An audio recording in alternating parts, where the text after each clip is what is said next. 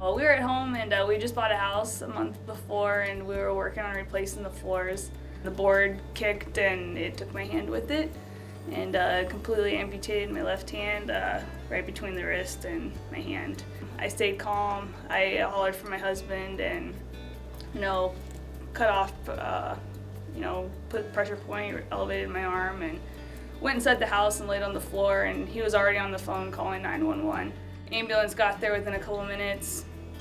My husband did a great job. He put a tourniquet on immediately before they got there and was able to stop the bleeding, and it was probably less than a minute and he had the bleeding stopped, and I still lost over half of my blood. They called an ambulance, medevac, to fly and got me into one of the doctors that works out the Mayo Clinic in Minneapolis. I vaguely remember being in the back of the plane and being jealous that my husband was flying it.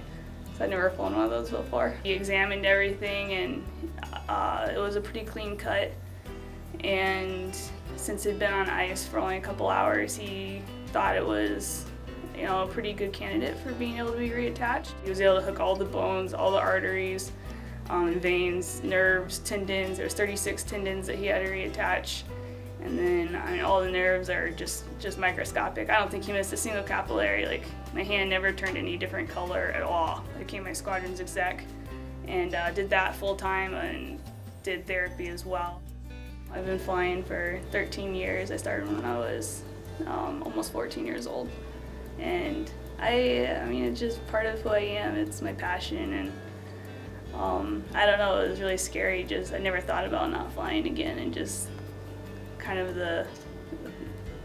just laying there on the floor thinking I was gonna have a prosthetic and never be able to fly again. It was super scary. My husband and I would go up, and he'd kind of be my safety pilot and make everything legal, and then I'd sit there and fly. And so I don't know, I definitely missed flying the B-52 because it's a much more rewarding flying.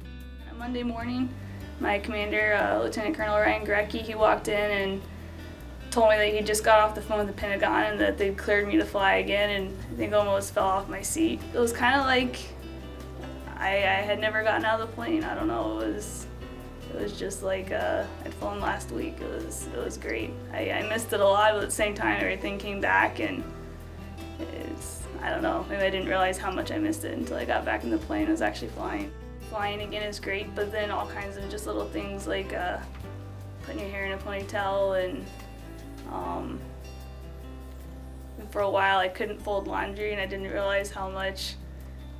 I'm not going to say I like folding laundry, but it's a lot better than having it just sit in a huge pile of laundry on the floor. Just all the little things that you're able to do every day, and kind of stereotypical, but realizing you're not bulletproof and being careful and thinking about what you do before you do it, and taking advantage of life every day, because you never really know what your future holds.